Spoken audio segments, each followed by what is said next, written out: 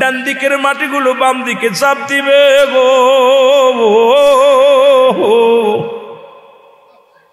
মাথার পাশের মাটিগুলো পায়ের দিকে চাপ দিবে রে মুসলমান। উপরের মাটিগুলো নিচের দিকে চাপ দিবে, নিচের মাটিগুলো উপরের দিকে চাপ দিবে।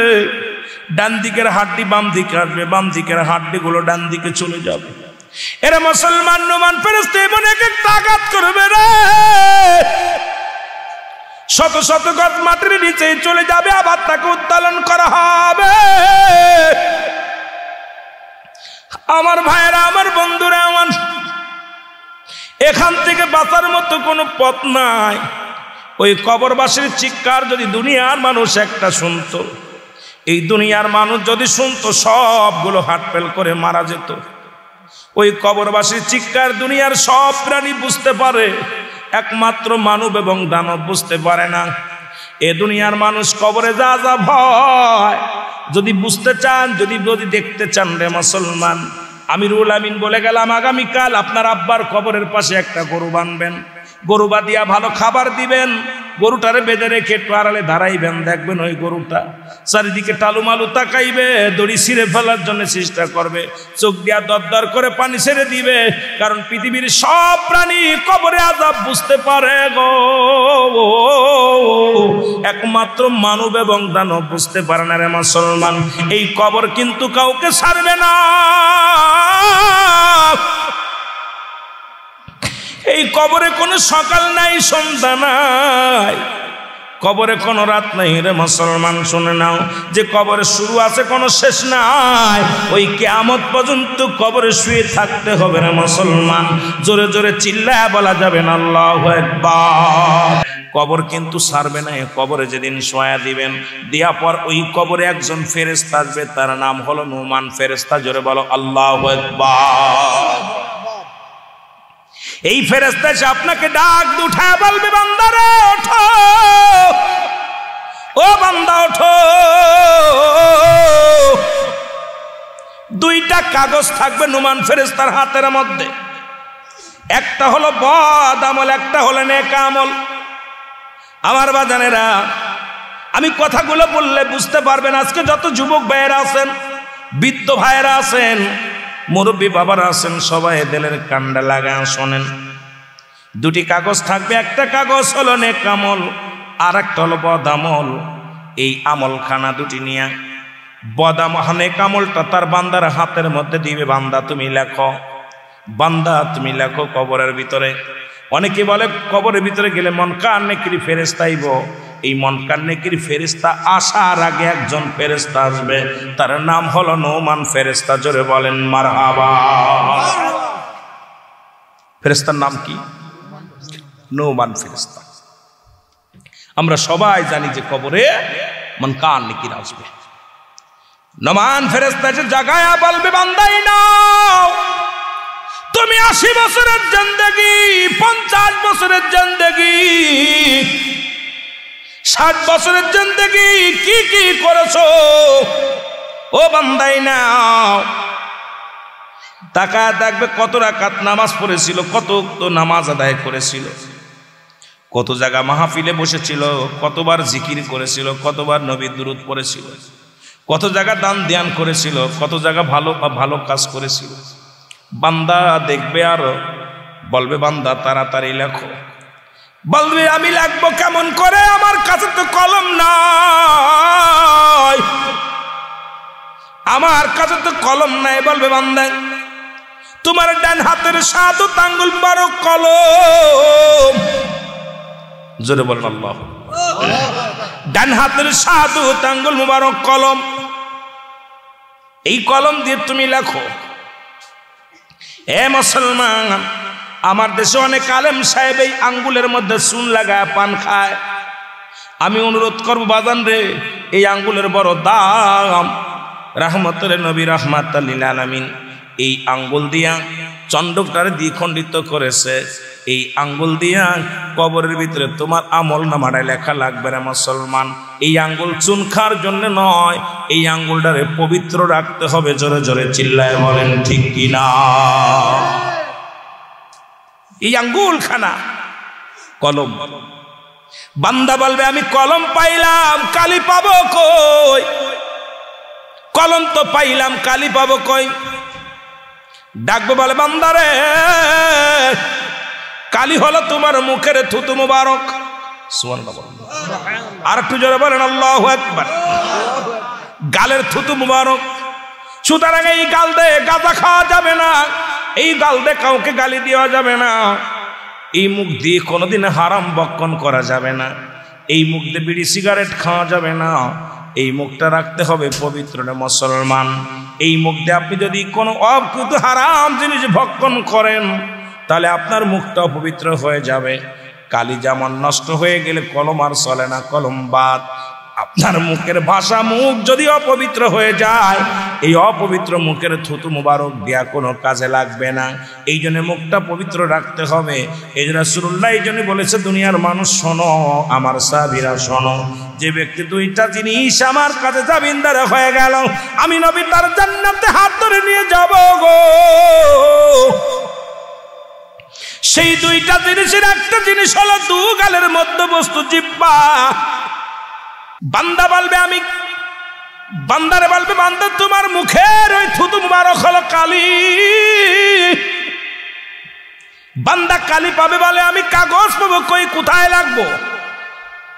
ফেরেশতা বলবে বান্দারে ওই 3 টুকরা কাপড়ের কাপড় দেওয়া হয় সঙ্গে, 1 টুকরা কাপড়ের কাপড় খুলে নিবে, বলে বান্দা এটার মধ্যে লেখো। লেখা শুরু হয়ে যাবে, মিনিটের ভিতরে কম্পিউটারের মতো লেখা হয়ে যাবে, নেক আমলগুলো লেখা হয়ে যাবে। এই কাগজটা টান দিয়ে আবার হাত থেকে তারা তুলে নেবে না মুসলমান, আর একটা কাগজ হাতের মধ্যে দিবে। এবার দুনিয়ার মধ্যে 50 বছরের 60 বছরের জিন্দেগি কত রাকাত নামাজ ছাড়ছেন, কত জায়গা মিথ্যা কথা বলেছেন, কত জায়গা কত মহিলা নিয়ে ওই কোথায় চার বাগানে ঘোরাঘুরি করছেন, কোথায় কোন বিয়েনির লগে আড্ডা মারছেন, খালাতো বোন মামাতো বোনের সর্বনাশ করছেন, কত বেগানা পুরুষের সঙ্গে দেখা সাক্ষাৎ করেছেন। কারণ শরীয়তের বিধান অনুযায়ী ও মুসলমান শুনে নাও, শুনে নাও, যাদের সঙ্গে দেখা দিয়া হারাম তাদের সঙ্গে বিয়ে করা তাদের জায়েজ, যাদের সঙ্গে দেখা দিয়া জায়েজ তাদের সঙ্গে বিয়ে করা হারাম। সুতরাং বেগানা মহিলার সঙ্গে দেখা দিয়া হারাম, বেগানা পুরুষের সঙ্গে দেখা দিয়া হারাম। এখন আমার দেশে খালাতো ভাই, মামাতো ভাই, ফুফাতো ভাই আজকে দুনিয়াটা শেষ করে দিল, আজকে সমাজটারে নষ্ট করে দেয় রে মুসলমান। শুনে নাও এ আমার যুবক বন্ধুরা, দিলের কান্ডা লাগা শোনো, যেটা হারাম তো হারাম। ও যুবক বন্ধু, এবার হাতের মধ্যে যখন কাগজখানা পড়বে, 50 বছরের জিন্দেগি কত অন্যায় করেছো, তখন চিৎকার মেরে কানবে আর বলবে আমি তো এই অন্যায়গুলো করি নাই, আমি তো অপরাধ করি নাই, আমি তো নামাজ ছাড়ি নাই। তখন ডাকতে বলবে দেখো তুমি কত মাস, কত তারিখে, কোন বছরে, কোন সময়, কত সেকেন্ড তুমি কি অন্যায় করেছো সব সামনে হাজির হয়ে যাবে। যুবক একবারও তার দিক তাকাই নাই, চোখটা বন্ধ করে বল আল্লাহ তুমি আমার ঈমান বাঁচাও, ইসলামের সম্মান বাঁচাও, রাসূলুল্লাহর সম্মান বাঁচাও। আল্লাহ আমি যুবক যেন অন্যায় কাজে লিপ্ত না হই। একটা চিৎকার মেরে জমিনের মধ্যে পড়ে গেলেন, জোরে জোরে চিল্লায়া বলা যাবে না মারহাবা। যুবকটা যখন চিৎকার মেরে জমিনের মধ্যে পড়ে গেলেন, আমার দাদু ভাইয়েরা দিলের কান্ডা লাগা শোনো। যুবতী মনে করছে উনি যদি মারা যায় মামলায় পড়ে যাব, আমি তাড়াতাড়ি তার হাতে পায়ে ধরে তারে টানতে নিয়ে রাস্তার পাশে ফেলে রাখলেন। ফজর আজান হলো, সাহাবী ইকরাম নামাজি আসলেন, দেখে নবীর যুবক সাহাবী রাস্তার মধ্যে বেহুশে পড়ে আছে। যুবককে হাতাশিং করে বাড়িতে নিয়ে গেলেন, বাড়ি নিয়ে চিকিৎসা করায়, উনি হুঁশ ফেরে না। গভীর রাত্রে হুঁশ আইলেন, হুঁশ হওয়ার পর বাবাকে ডাকতে বলেন, বাবা গো একটা কাগজ দাও।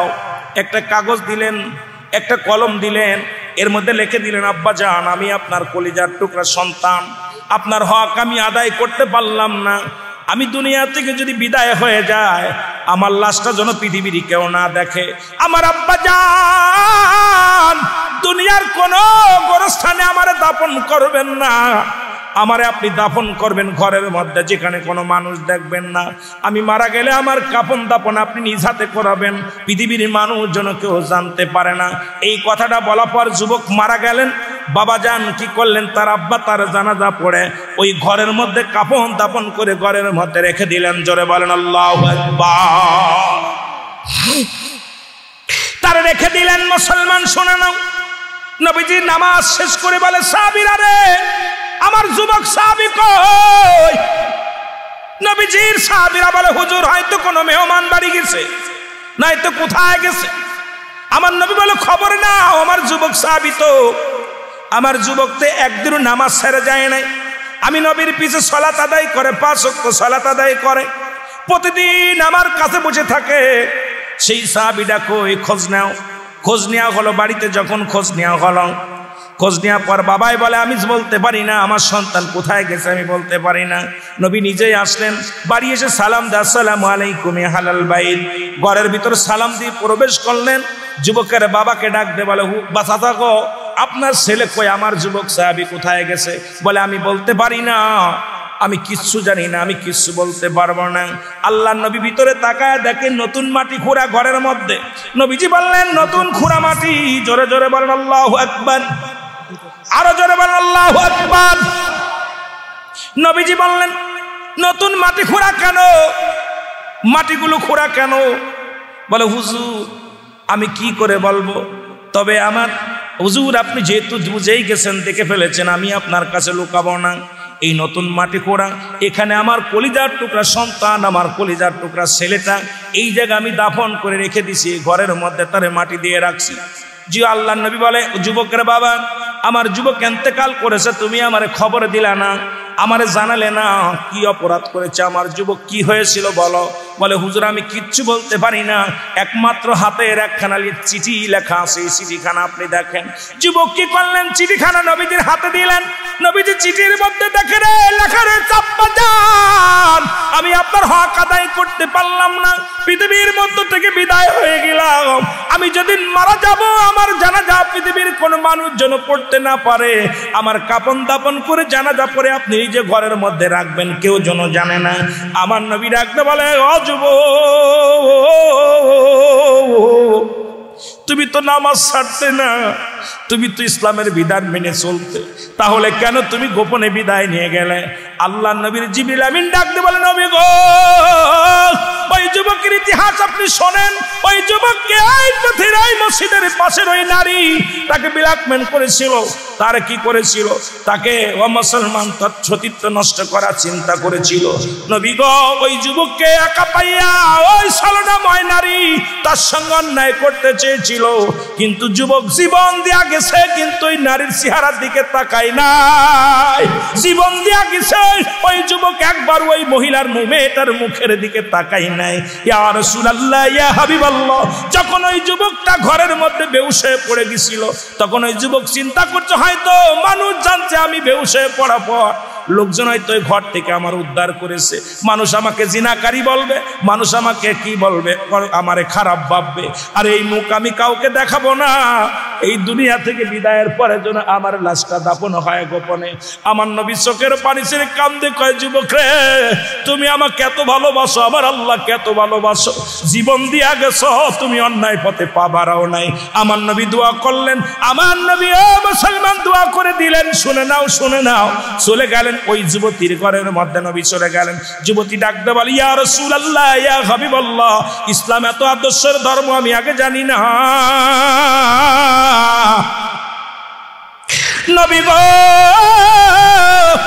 ওই যুবককে একবার আমার দিকে দৃষ্টি দেয় নাই।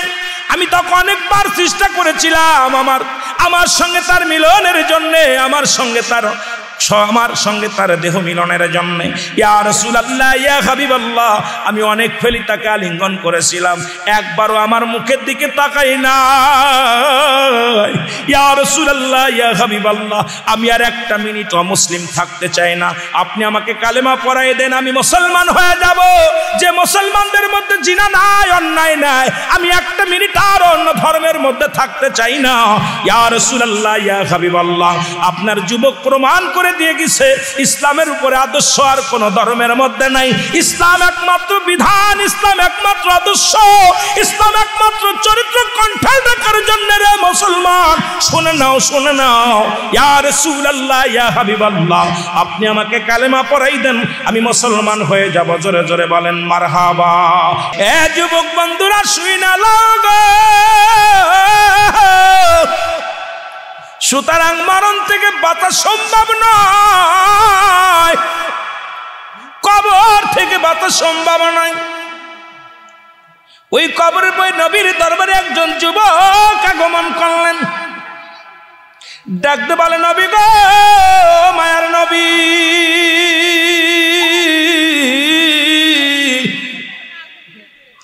আমারে আপনি তওবা করে দেন,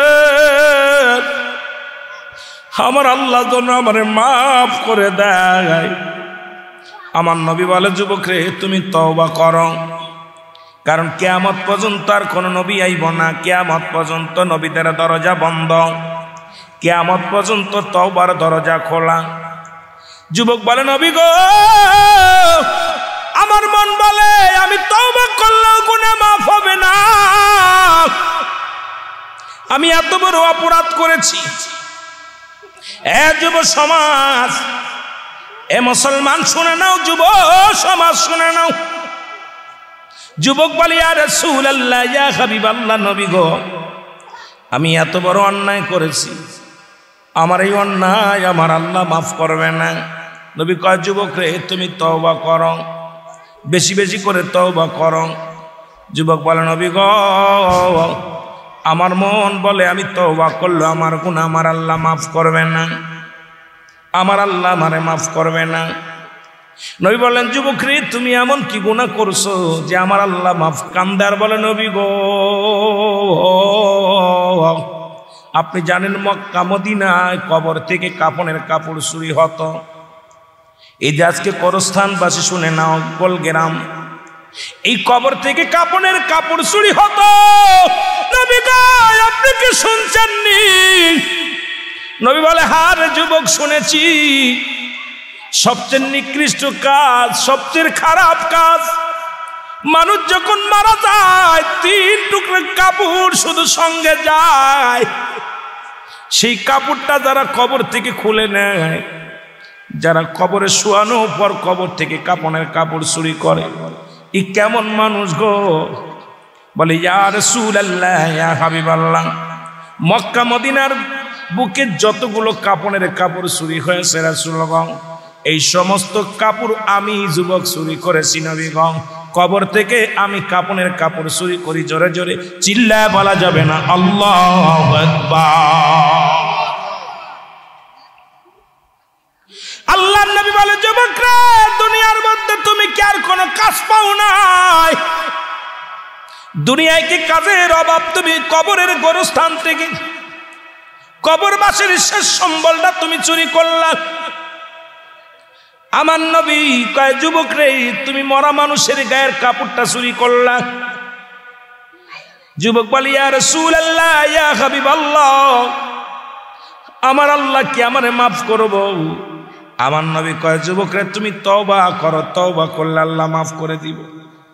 যুবক বলে, নবী গো, আমার মনে হয় মাফ করবে না, আমি এত বড় পাপী, এত বড় গুনাহগার, আমি এত বড় নিকৃষ্ট মানুষ গো আমার নবী, আমার মন বলে আমার গুনাহ আমার আল্লাহ মাফ করবে না।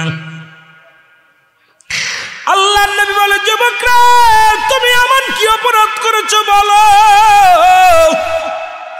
যুবক বলে, ইয়া রাসূলুল্লাহ, ইয়া হাবিবাল্লাহ, নবী গো, অনেক দিন যাবত মক্কা মদিনার বুকে কোনো মানুষ মারা যায় না, আমি যুবকেরও ব্যবসা ভালো যায় না, হাত বড় টানাটানি। নবী গো, পৃথিবীর মধ্যে আসার সিরিয়াল আছে, যার কোনো সিরিয়াল নাই, আসেনি। পৃথিবীর বুকে আসার একটা সিরিয়াল আছে, যার কোনো সিরিয়াল নাই। দেখা যায় দাদা জিন্দা, নাতি নাই, বাবা জিন্দা, সন্তান নাই, সন্তানের লাশ বাবার কাঁধে, বাবার লাশ সন্তানের কাঁধে। এই পৃথিবীর মধ্যে লাশ বহনকারী ব্যক্তি জানে লাশটা কত ভারী। কত বাবা দুনিয়ার মধ্যে জিন্দা, সন্তান দুনিয়ার মধ্যে নাই। কত বাবা দুনিয়ার মধ্যে জিন্দা, তার আপনজন দুনিয়ার মধ্যে নাই। আবার কত সন্তান তার বাবা দেহখানা কবর জগতে নিয়ে গেছে, আর কোনোদিন ফিরে আসা সম্ভব নয়।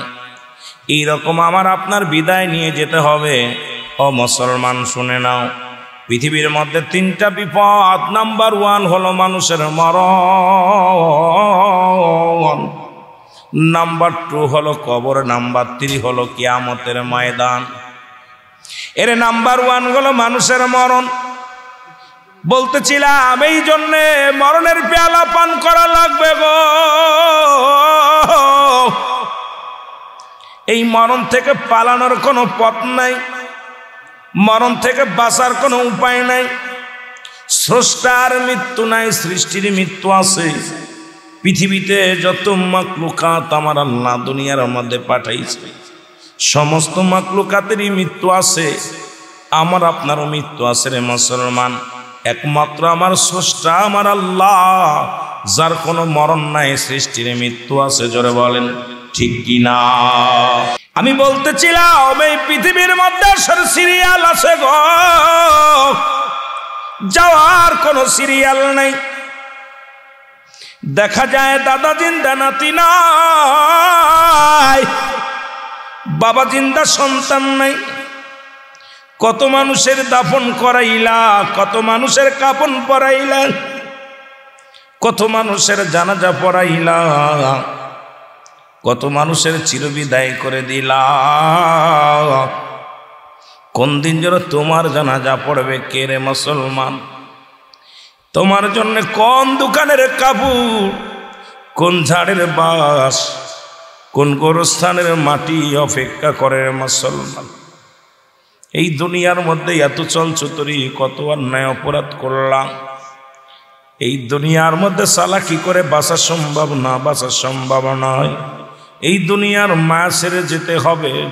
আর সবচেয়ে মরণ হলো পৃথিবীর মধ্যে 1 নম্বর বিপদ হলো মানুষের মরণ। 1 নাম্বার হলো মানুষের মরণ। আল্লামা মুফতি আমজাদ আলী সাহেব একটা কিতাব লিখলো গো। এই কিতাবের মধ্যে উনি বর্ণনা করলেন দুনিয়ার মানুষ শোনো, কোন মানুষের যখন ভালো মৃত্যু হয়, সাধারণ মৃত্যু হয়, সবচাইতে সহজ মৃত্যু যখন হয়, এই মৃত্যুটা হলো 70টা তাজা উটের গায়ের চামড়া জবাই না করিয়া উল্টো দিকে টান দে লবণ আর মরিচ লাগায় দিলে যতটুক যন্ত্রণা হয়, এর চাইতে 70 গুণ যন্ত্রণা হলো একটা সাধারণ মৃত্যুরে মুসলমান। তাহলে আমাদের যাদের মরণকালে পায়খানা করে দিই, যারা মরণকালে প্রস্রাব করে দিই, যারা মরণের সময় চোখ দুটি বড় বড় হয়ে যায়, মরণের সময় জিহ্বাটা বড় হয়ে যায় গো। কত মানুষের 1 হাত জিহ্বা বাইর হয়ে যায়, তাদের মরণটা কত কঠিন হয় রে মুসলমান। সহজ মৃত্যু যদি এত কঠিন হয়, কঠিন মৃত্যুটা কত কঠিন। সেই মরণের সময় যাদের পায়খানা প্রস্রাব করে দেয়, তাদের মরণটা কত কঠিন। এই মরণের পেয়ালা পান করতে হবে রে মুসলমান, বাঁচা সম্ভব নয়। কার জন্য সুদ খাও, কার জন্য ঘুষ খাও, কার জন্য জিনা ব্যভিচার করো, কার জন্য অন্যায় করো রে মুসলমান। এই দুনিয়ার মধ্যে অন্যায় পথে সম্পদের পাহাড় গড়লাম, অন্যায় পথে বাড়ি গাড়ি বানাইলাম, ধন সম্পদের রাজত্ব তুই গড়লাম। এই দুনিয়ার মধ্যে এত কিছু করলাম, তুমি মরে দেখো তোমার দেহটা খাবে পোকে, এই দুনিয়ার সম্পদ খাবে লোকে। এই রুহটা যখন বাইর হয়ে যাবে রে মুসলমান, আপনজন সম্পদ ভাগাভাগি করে নিবে, তোমার এই দেহ কানা কবরে শোয়া দিবে। এই দেহের গোস্তগুলো খাবে পোকে, হাড্ডিগুলো খাবে মাটিতে, তোমার বদ আমলগুলো যাবে সঙ্গে, এই আমলের কারণেই জাহান্নাম হবে একমাত্র ঠিকানা। আর আল্লাহ তো প্রস্তুতি করে রাখছে ইমানদারদের জন্য একটা জায়গা, কাফেরদের জন্য একটা জায়গা। আল্লাহ বলে ইমানদারদের জন্য আমি রেখে দিলাম উইদ্দাতুল মুমিনিন, আমি মুমিনদের জন্য, মুত্তাকিনদের জন্য প্রস্তুতি করে রাখলাম 8টা জান্নাত। কাফের বেঈমান মুনাফিকদের জন্য আমি আল্লাহ প্রস্তুতি করে রাখলাম 7টা জাহান্নাম। আল্লাহ বলেন উইদ্দাতুল কাফিরিন, কাফের বেঈমান মুনাফিকদের জন্য প্রস্তুতি করা আছে 7টা জাহান্নাম। একদল ইন্তেকালের পরে জাহান্নামীরা মারা গেলে তাদের জন্য নির্ধারিত হলো জাহান্নাম। জান্নাতীরা ইন্তেকাল করার পর তাদের জন্য নির্ধারিত হলো আমার আল্লাহর জান্নাত। এই জান্নাতে যদি যেতে হয় দুনিয়ার মধ্যে আল্লাহর দ্বীনের পথে, রাসূলের পথে চলা লাগবে কি লাগবে না? আর একটু জোরে জোরে চিল্লায় বলেন, লাগবে কি লাগবে না? আমি বলতেছিলাম পৃথিবীর মধ্যে রে আদম থেকে শুরু করে পৃথিবীর মধ্যে যত নবী গাউস কুতুব যারা আসছে সবাই বিদায় হয়ে গেছে। এখনো 4 জন নবী পৃথিবীর মধ্যে জিন্দা আছে, নামটা জানা আছে। 4 জন নবী এখনো পৃথিবীর মধ্যে জিন্দা। তাদের মধ্যে একজন হলো এই আপনাদের শ্রীমঙ্গলের পাহাড়ের দায়িত্ব আছে, মৌলভীবাজারের পাহাড়ের দায়িত্ব আছে একজন নবী, নামটা জানা আছে। পাহাড়ি এলাকার মানুষ, নামটা তো আপনাদের জানা উচিত। পাহাড়ের দায়িত্ব আছে যিনি নবী, তার নাম হলো হযরত ইলিয়াস আলাইহিস সালাম। জোরে জোরে চিল্লায় বলেন মারহাবা। আর একটু জোরে। ইলিয়াস আলাইহিস সালামকে আল্লাহ দায়িত্ব দিয়েছে পাহাড়ের, পৃথিবীর মধ্যে যত পাহাড় আছে সমস্ত পাহাড়গুলোর দেখাশোনার দায়িত্ব দিয়েছে আমার আল্লাহ। সব তো নিয়ন্ত্রণ করে আমার মালিক আল্লাহ। জোরে বলেন ঠিক কিনা? আর একটু জোরে বলেন। এই পাহাড়ের দায়িত্ব আছে হযরত ইলিয়াস আলাইহিস সালাম, পানির দায়িত্ব আছে হযরত খিজির আলাইহিস সালাম। একজন জান্নাতের মধ্যে জীবিত আছে, তার নাম হলো হযরত ইদ্রিস আলাইহিস সালাম। আর একজন নবী দুনিয়ার মধ্যে আগমন করবে, আখির নবীর উম্মত হইয়া, নামটা জানা আছে। মারহাবা। আপনারা কোন দিকে আসবে? জোরে কইতেন নি?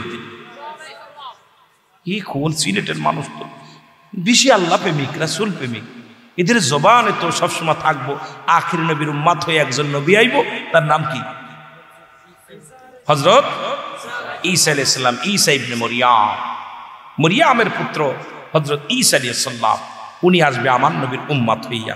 উনি তো দাবি করেছিল আমরা বিনা দরখাস্তই, বিনা চাওয়ায় আখির নবীর উম্মত হতে পেরেছি। জোরে বলুন মারহাবা। আমরা ভাগ্যবান, আমরা ভাগ্যবান। এ মুসলমান শোনো না, ওই আদম নবীর মৃত্যু হলো, ভালো করে জেনে নাও, শুনে নাও। শুরু করে দিলাম আলোচনা। এ মুসলমান দিলের কান্ডা লাগা শোনো, যে আদম নবীর কাছে জিবরিল আমিন আগমন করেছে 12 বার। কয়বার? 12 বার। ইদ্রিস আলাইহিস সালামের কাছে আগমন করেছে 4 বার। ইব্রাহিম আলাইহিস সালামের কাছে আগমন করেছে 42 বার। মুসা নবীর কাছে আগমন করেছে জিবরিল আমিন 450 বার। আর আমার আপনার নবী, রহমতের নবী, নবীদের নবী, ও মুসলমান, 1 বার নয়, 2 বার নয়, 100 বার নয়, নবীর কাছে জিবরিল আগমন করেছে 24,000 বার। জোরে জোরে চিল্লায় বলা যাবে না মারহাবা। এ বন্ধু, এই আদম নবী সন্তানদের ডাক দে বলে, আমার ছেলেরা শোনো, আমার আহলে বায়ত শোনো। উনি 1000 বছর জিন্দা থাকা পর ওনার বংশ হলো ওনার উম্মাত ছিল 40,000। জোরে বলেন মারহাবা। কত হাজার? 40,000 উম্মাত ছিলেন আদম আলাইহিস সালামের।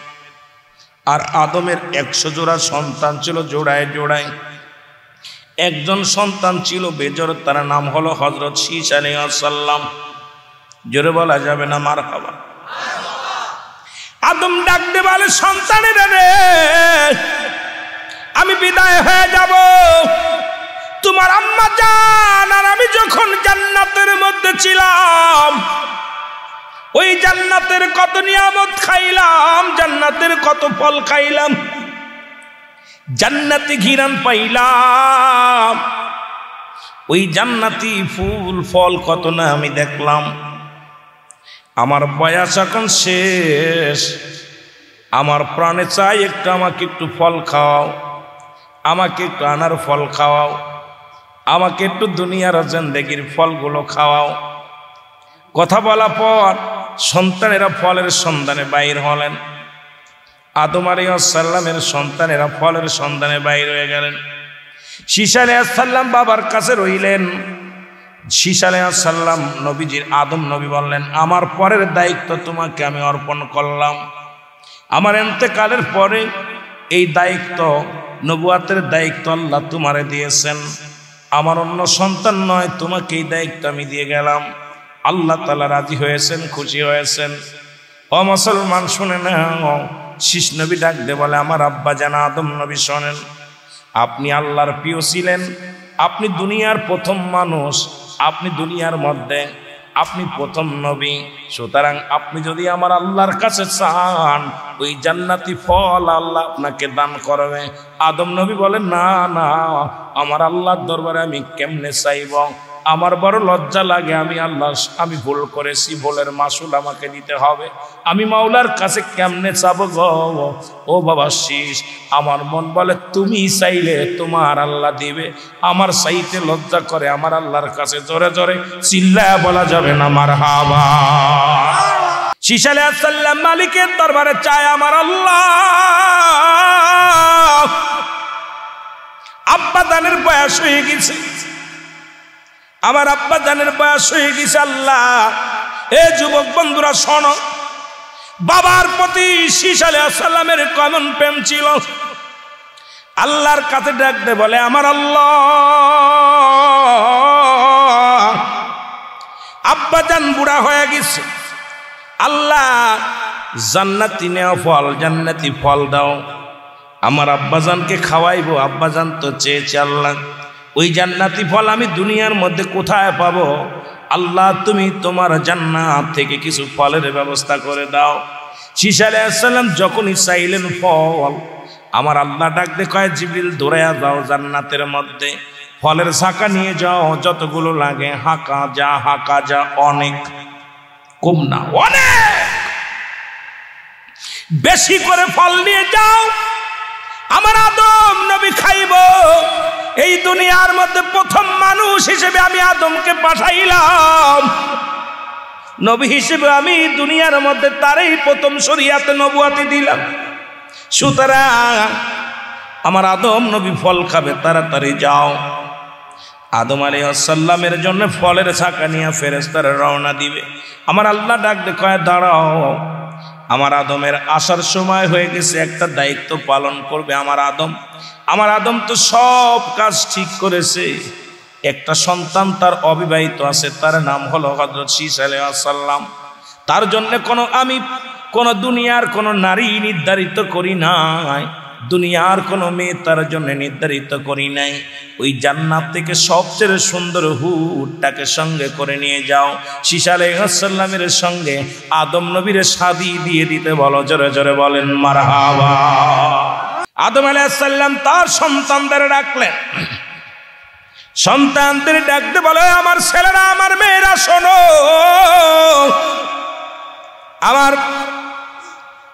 আমার আওলাদের শোনো, আমার বন্ধুগণ শোনো, আমি এত নির্ধারিত করেছি, আমার আল্লাহ তাআলা পাঠাইছে একটা মেয়ে, এই হুর পাঠাইছে শীস আলাইহিস সালামের সঙ্গে বিবাহের জন্য। তোমরা তাড়াতাড়ি বিবাহের আয়োজন করো, সবাই মিলে বিবাহ উৎসবে মেতে উঠলেন। আদম আলাইহিস সালাম জান্নাতি ফল দিয়ে যত মেহমান আসলেন সবাইকে মেহমানদারি করলেন। জোরে জোরে চিল্লায় বলেন মারহাবা। আদম আলাইহিস সালামের কাছে আজরাইল এসে বলে, হুজুর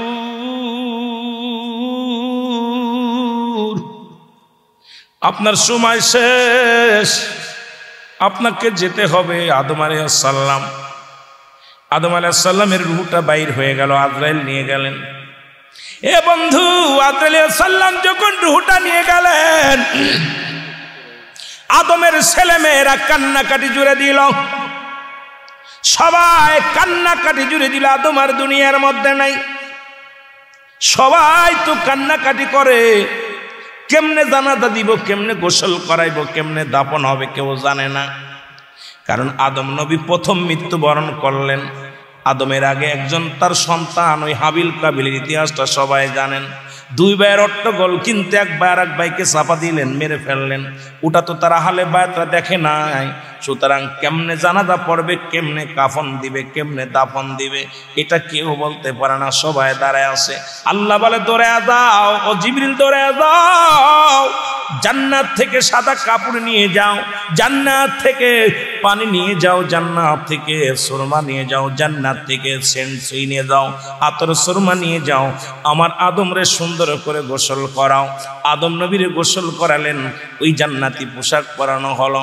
আর শীষকে দিয়া জানাজা দাও, শীষ হবে ইমাম, আদম আলাইহিস সালামের ইমামতি করবে শীষ আলাইহিস সালাম। তোমরাও দলে দলে দাঁড়ায় যাবা আদম আলাইহিস সালামের জানাজায়। এটা আমার হুকুম দিলাম, তোমরা জলদি করে যাও। জোরে জোরে চিল্লায় বলা যাবে না মারহাবা। আমি এই কথাটা বোঝানোর জন্য বলতেছিলাম মুসলমান, এই কথাটা বোঝানোর জন্য আপনাদেরকে বলতেছিলাম, বাবারে দুনিয়ার মধ্যে কত টাকাওয়ালা, কত বাড়িওয়ালা, কত হাজার বছর হায়াত পর দুনিয়া থেকে আল্লাহ তাদের নিয়ে গেছে। হয়তো 6 বছর, 50 বছর, 80 বছর, 90 বছর, 100 বছর, 300 বছর যাদের হায়াত ছিল তারাও দুনিয়া থেকে চলে গেছে। কেউ নাই, কেউ থাকা সম্ভব নাই। কত টাকাওয়ালা, কত বাড়িওয়ালা দুনিয়ার মধ্যে আগমন করলো, কেউ চিরস্থায়ী নয়, সবারই চলে যেতে হবে। আর এই দুনিয়াটা একটা সুন্দরী মহিলা এটা প্রমাণ করে দিছে হযরত ঈসা আলাইহিস সালাম। এর মুসলমান বনি ইসরাইল গোত্রের মধ্যে আরেকজন নবীর নাম হলো হযরত ঈসা আলাইহিস সালাম। উনি প্রতিনিয়ত কবর গোরস্থানে যাইতেন, কবরের পাশ দিয়ে হাঁটাহাঁটি করতেন। এ বাবারা, দিলের কান্ডা লাগা শোনো। ঈসা আলাইহিস সালাম একদিন দেখে একজন যুবক কবরের পাশে দাঁড়ায় দাঁড়ায় কান্দে। ঈসা নবী ডাকতে বলে, যুবক তুমি কান্দো কেন? বলে, হুজুর আমি কান্দি, আমার বিবি মারা গেছে, বিবিরে কবর দেয়া হয়েছে গোরস্থানে। আমার বিবির জন্যে বড় মায়া লাগে, বিবিরে ছাড়া ঘুমাইতে পারি না, আমার বিবি ছাড়া ভালো লাগে না, বিবির জন্য বড় ছটফট করি। যদি আমার বিবিরে, আমার আল্লাহরে বলেন আমার বিবিরে ফিরাইয়া দিতে, যদি আমার বিবিরে ফিরাইয়া না দেয় আল্লাহ যেন আমারে নিয়ে যায়, কারণ আমি আমার বিবিরে সারা সময় কাটাতে পারি না, আমার যেন মৃত্যু হয়ে যায়, না হয় বিবিটা যেন ফেরত দেয়। জোরে বলেন আল্লাহু আকবার। হয় আল্লাহ আমার বিবিটারে দিয়া দিক, না হলে আমারে নিয়ে যাক। ঈসা আলাইহিস সালাম চিন্তা করে, যুবক দুনিয়ার প্রেমে পড়ে গেছে, প্রচুর সুন্দরী মহিলার প্রেমে পড়ে গেছে, এই মহিলার প্রেমে পড়ে শেষ হয়ে যাবে। যুবক কি করলেন? যুবক ইব্রাহিম আবার ঈসা আলাইহিস সালাম বললেন, যুবক রে তোমার বিবির কবর কোনটা? বলে, হুজুর ওই যে ওই জায়গা। ঈসা আলাইহিস সালাম ডাক দিলেন, এ কবরে কে শুয়ে আছো, ওঠো। ঈসা আলাইহিস সালাম যখন ডাক দিছে, কবর থেকে উঠে আসলেন একজন যুবক, তার সমস্ত গায়ের মধ্যে সাপ, গায়ের মধ্যে সাপ, আগুনের সাপ পুরো গায়ের মধ্যে, এবং আগুন গায়ের মধ্যে দাও দাও করে জ্বলতেছে। আল্লাহু আকবার বলেন না। যখন এই অবস্থা দেখছে, যখন উঠছে ঈসা আলাইহিস সালাম দেখে একটা যুবক কবর থেকে উঠল, কবর। তখন ঈসা আলাইহিস সালামকে দেখে যুবক চিনে ফেলছে। যুবক পড়তেছে লা ইলাহা ইল্লাল্লাহু ঈসা রুহুল্লাহ। জোরে বলেন মারহাবা। সঙ্গে সঙ্গে আগুনগুলো লিভে গেছে, গায়ের সাপগুলো ঝরে গেছে। যুবক ঈসা আলাইহিস সালাম বলে, যুবক রে তুমি বললে তোমার বিবি শুয়ে আছে, তো একটা পুরুষ মানুষ, পুরুষ মানুষ। যুবক বলে হুজুর, হুজুর এই কবরটা আমার বিবির নয়, এর পাশের কবরটা আমার বিবির। এই কবরটা আমার বিবির না, পাশের কবরটা আমার বিবির। ঈসা আলাইহিস সালাম আবার ডাক দিলেন, কবর থেকে উঠলেন। উঠা পর দেখে একটা মহিলা, অনেক সুন্দরী মহিলা। যুবককে বললেন তুমি যাও, তোমার বিবিকে নিয়ে চলে যাও। বিবিকে নিয়ে চলে গেলেন বাড়িতে। বাড়িতে যাওয়ার পর মুসলমান শোনো, যুবক কান্দে। বিবিকে বলে, বিবিরে তোমাকে হারাইয়া বড্ড পাগল হয়ে গেছিলাম, কয়েকদিন ঘুমাই না, কয়েকদিন বড় ঘুম হারাম করে তোমার কবরের পাশে বসে বসে কান্দি, চোখের পানি ছেড়ে কান্দি। বিবির পুরোতের পর মাথা দিয়ে ঘুমায়া গেলেন। ওই রাস্তা দিয়ে যাইতেছিলেন, ওই দেশের যিনি রাজা ছিলেন, দেখে এক সুন্দরী মহিলা ঘরের বারান্দায় বা দরজায় দাঁড়ায় আছে, বসে আছে। এটা দেখে কি করলেন, রাজকুমার আস্তে আস্তে করে বাড়ির মধ্যে প্রবেশ করলেন। ওই মেয়েটাকে নিয়ে চলে গেলেন, ঘোড়ায় চড়াইয়া নিয়ে চলে গেলেন। যুবকের ঘুম ভাঙলো। ঘুম ভাঙা পর যুবক দেখে বিবি নাই। যুবক দেখে বিবি নাই রে, বিবি নাই। আল্লাহু আকবার বলো। বিবি নাই। সব জায়গা খুঁজতে লাগলেন, খুঁজা কোথাও খুঁজা বিবিরে পায় না। চারিদিকে খোঁজাখুঁজি করে বিবিরে পায় না। উনি পরে ফিরে এসে দেখে ঘরের, যখন ফিরে আসলেন দরজার মধ্যে দেখে ঘোড়ার খুঁড়ের দাগ, ঘোড়ার খুঁড়ের দাগ আছে। ওনার বুঝতে বাকি নাই। উনি চিন্তা করলেন আমার ঘরে হয়তো কোনো যুবক ঘোড়া নিয়ে এসেছে, আমার বিবিকে নিয়ে গেছে। খুঁজতে খুঁজতে ঘোড়ার পায়ের ছাপ দেখতে দেখতে রাজমহলে চলে গেলেন। যায় দেখে ওই রাজার ছেলের সঙ্গে রঙ্গ মিলায় মিশে আছে। দূর থেকে বলে, রানী, এই বিবি, তুমি আমার বিবি, তুমি এখানে কেন? রাজকুমার বলে, হুজুর এইটা তো আমার বিবি, আমি আমার বিবির জন্য আমি পাগল দেওয়ানা। রাজকুমার বলতেছে, এই মহিলা বলো মেয়ে, ও কি তোমার স্বামী? বলে না, ওনাকে আমি চিনি না। তখন রাজকুমার এসে তার খোলা তরবারি দিয়া যুবককে কতল করলেন, কেটে দিলেন, এক কবে তার গর্দান নিয়ে নিলেন। ইহা দ্বারা উনি মুনাফিক হয়ে মৃত্যুবরণ করলেন দুনিয়ার মধ্যে। ইহা দ্বারা বনী ইসরাঈলদেরকে প্রমাণ করে দিলেন, এ দুনিয়ার মানুষ, দুনিয়াটা হলো একটা সুন্দরী মহিলার পাগল, দুনিয়াটা হলো বালহুয়া কেলাব, এই দুনিয়াটা হলো পচা দুর্গন্ধ মরি। মানুষের চরিত্র হলো কুকুরের চরিত্র। কুকুর যেমন দুনিয়ার মধ্যে মরি পাইলে খুশি হয়, সে জামানার মানুষ শুধু সম্পদের মোহে পড়ে যাবে, নামাজ ছেড়ে দিবে, রোজা ছেড়ে দিবে, হজ ছেড়ে দিবে, দুনিয়ার অন্যায় পথে শুধু চলবে। ইহা প্রমাণ করে দিলেন বনী ইসরাঈল লোকদেরকে হযরত ঈসা আলাইহিস সালাম, যে তোমরা দুনিয়া ওই মেয়েটাকে দেয়া উদাহরণ দিছে, ওই সুন্দরী মহিলা দিয়ে উদাহরণ দিছে, যে এই দুনিয়ার পিছে যে ব্যক্তি পড়ে যাবে তার দুনিয়া আখিরাত দুইটাই সে হারায় ফেলবে। দুনিয়াকে তোমরা না বলে আখিরাতকে হ বলে ইবাদত করো। জোরে বলেন আল্লাহু আকবার। আরো জোরে বলেন আল্লাহু আকবার। এটা তারা বুঝাইতে লাইলেন, ও দুনিয়ার মানুষ, দুনিয়া ছেড়ে দাও। আমার ভাইয়েরা, আমার বন্ধুরা, আমার গো,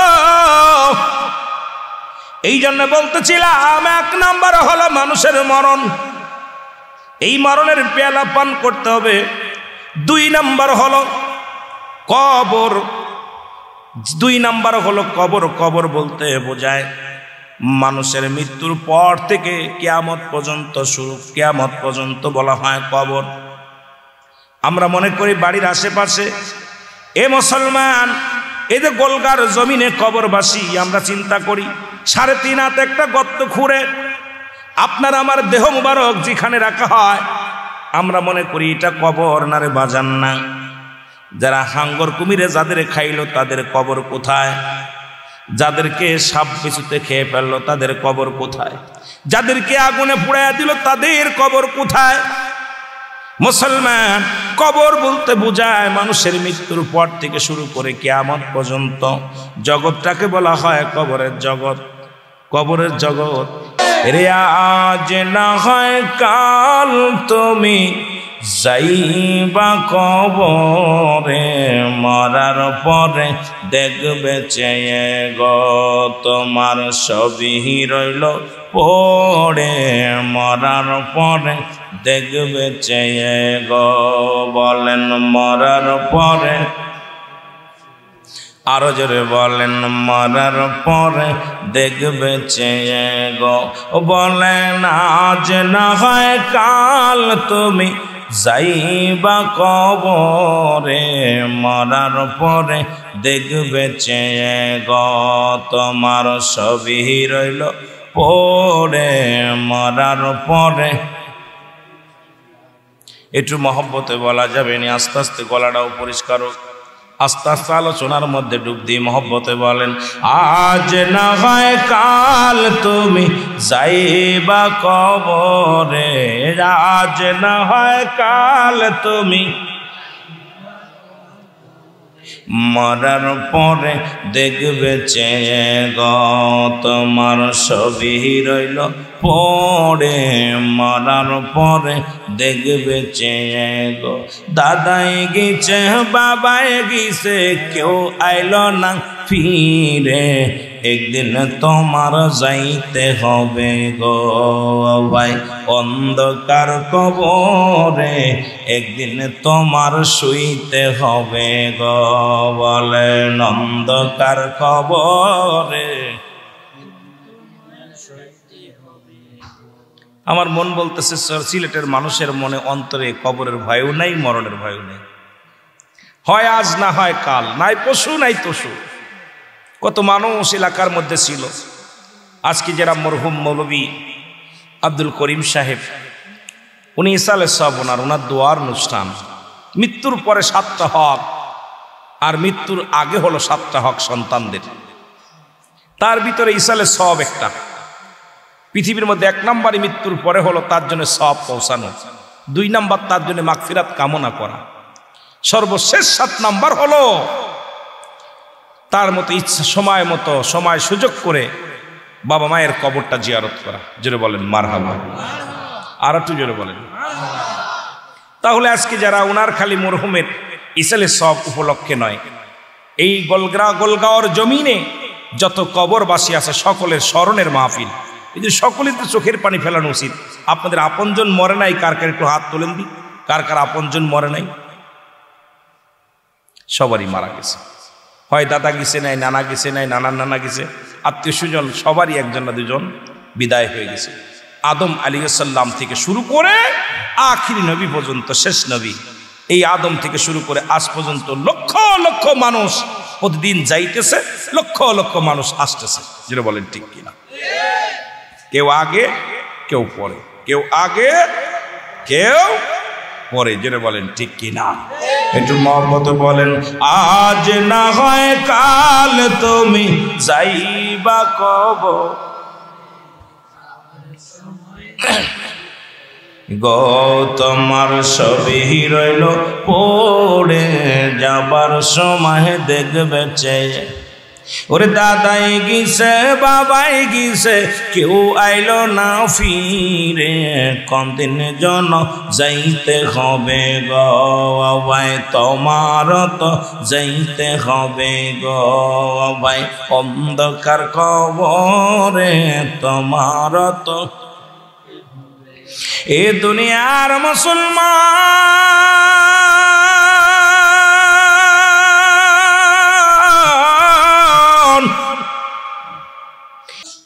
একজন তার বেজর সন্তান ছিল, নাম হলো হযরত ঈসা আলাইহিস সালাম। বাবার যুব সমাজের জন্য একটু তাদের অবদান, তাদের কথা আলোচনা করতে বলেছে। যেতে হবে আগে একটু মৃত্যুর দিকে ঘুরে আসি, তারপরে আলোচনায় যাব। সব আলোচনা হয়ে যাবে। আদম আলাইহিস সালাম বুড়া হয়ে গেছে, বয়স শেষ, 1000 বছর যিনি জিন্দা ছিলেন। এই আদম নবীর কাছে, ও মুসলমান শুনে নাও, আদম আলাইহিস সালামের কাছে আজরাইল এসে খবর দেয়, আল্লাহর নবী আদম, আপনার তো যাওয়ার সময় হয়ে গেল, বয়স আপনার শেষ, আপনার চলে যেতে হবে। আমার আল্লাহ তাআলা হুকুম দিছে কখন যেন বিদায় হয়ে যেতে হতে পারে। আদম ছেলেদেরকে ডাক দিয়ে বলেন, ও আমার ছেলেরা শুনে নাও, আমি আর বেশি দিন তোমাদের মধ্যে থাকবো না। আমি একমাত্র প্রথম মানুষ, আমি পৃথিবীর মধ্যে নবী, প্রথম নবী। আসলে যদি আমরা শরীয়তে নবী বলি তাহলে আদমকেই প্রথম নবী বলা লাগবে। হাকিকতে যদি প্রথম নবী বলি, তিনি কুল কায়নাতের আগের নবী, রাহমাতাল লিল আলামিন। জোরে জোরে বলেন মারহাবা। একটু মহব্বতের সঙ্গে জিকির করেন সুবহানাল্লাহ।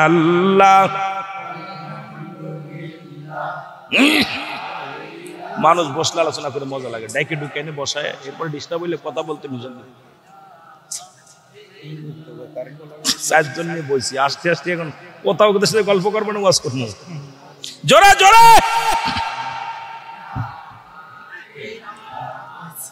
আর জোরে লা ইলাহা, এর নাই কোন ইলাহ আল্লাহ ছাড়া, বলো নাই কোন মাবুদ আল্লাহ ছাড়া, লা ইলাহা ইল্লাল্লাহ, বলো লা ইলাহা ইল্লাল্লাহ। জোরে জোরে কালেমা পড়েন না, লা ইলাহা ইলাহা ইল্লাল্লাহ। ফোনটা দেন দিদি বাবা। সব নবীদের শ্রেষ্ঠ নবী, নবী কুলের আম্বিয়া, এর তার উপরে পড়েন দুরূদ আমার আল্লাহ ফেরেশতা মিলা, লা ইলাহা আর জোরে লা ইলাহা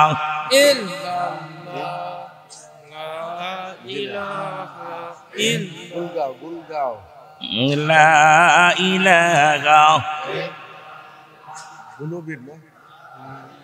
বলেন তো ঘন্টা 2-3 দেন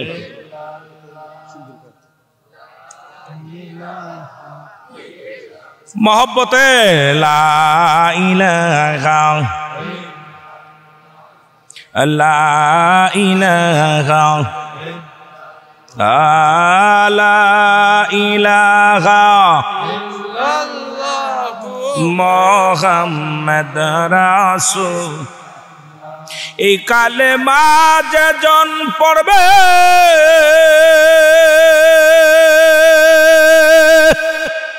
ও মুসলমান নবীজির দিদার সে পাবে। ওই কালেমার খাতিরে, এই কালিমার খাতিরে নাজাত পাবি পরপারে, লা ইলাহা ইল্লাল্লাহ লা ইলাহা ইল্লাল্লাহ লা ইলাহা মুহাম্মদ রাসূল। সবাই ইসমে জাতের জিকির করেন, আল্লাহ আল্লাহ আল্লাহ আল্লাহ আল্লাহ আইর মান সবানাইল রে আল্লাহ প্রেমের কারণে, আর প্রেমের তরে বান্দরে মা দিনার সাথে, আল্লাহ আল্লাহ জোরে জোরে এর মান সবানাইল রে আল্লাহ প্রেমের কারণে, আর প্রেমের তহরে বান্দরে মা দিনার সাথে, আল্লাহ আল্লাহ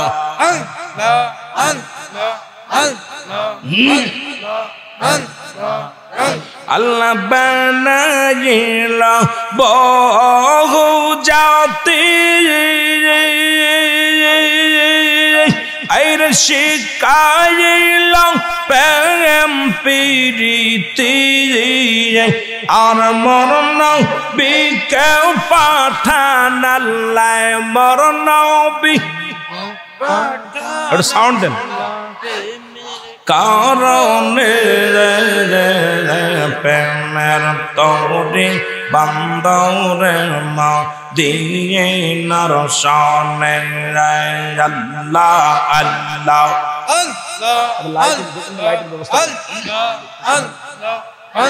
এর মানো সবানাইল রে আল্লাহ প্রেমের কারণে প্রেমের তরে বান্দরে মা দিয়ে নার সামনে আল্লাহ আল্লাহ আল্লাহ বানাইল বহু জাতি শিকাইল প্রেম প্রীতি আর মরণ বিজ্ঞান পাঠান আল্লাহ মরণ বিজ্ঞান পাঠান আল্লাহ প্রেমের কারণে প্রেমের তরে বান্দরে মা দিয়ে নার সামনে আল্লাহ আল্লাহ আল্লাহ আল্লাহ একটু জোরে জোরে করেন না এই রে প্রেমের তরে বান্দরে মা দিয়ে নার সামনে আল্লাহ আল্লাহ আল্লাহ আল্লাহ আল্লাহ বানাইল আসমান জমিন আর বানাইল রাত্র দিন মরণ বিজ্ঞান পাঠান আল্লাহ প্রেমের কারণে প্রেমের তরে বান্দরে মা দিয়ে নার সামনে আল্লাহ আল্লাহ